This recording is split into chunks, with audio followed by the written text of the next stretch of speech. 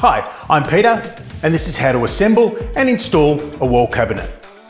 Start by laying everything out and apply some exterior wood glue along the edges of the back panel. Then screw the top and bottom panels to the edges of your back panel. From here, apply exterior wood glue and screw the side panels. This will create the frame of the wall cabinet. If your cabinet has adjustable shelves, wait to install them until the cabinet's fixed to the wall. It just makes things easier. Now it's time to fit the hinges. For these doors, we'll be using a standard hinge kit. Start by removing the hinge arms from the mounting plates. To do this, just press the release tab at the end.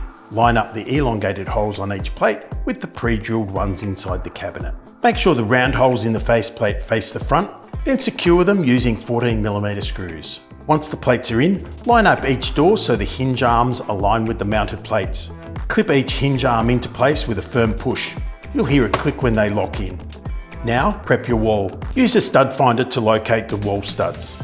Then measure and mark where the screws will go and drill small pilot holes through the back of the panel.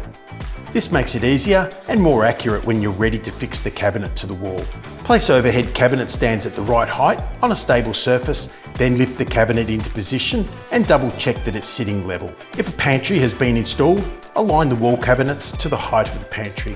Then screw through the pre-drilled holes and into the studs using a minimum of 65mm screws. If you're installing more than one cabinet, clamp them together, then pre-drill and screw through the side panels using 28mm screws. Make sure they sit flush and level before tightening everything up. Repeat the process for each unit.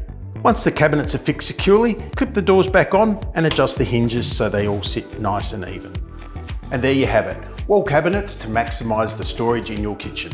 If you liked this video, make sure to check out our other instructional guides. We've got plenty of DIY advice online to help tackle your next project with confidence.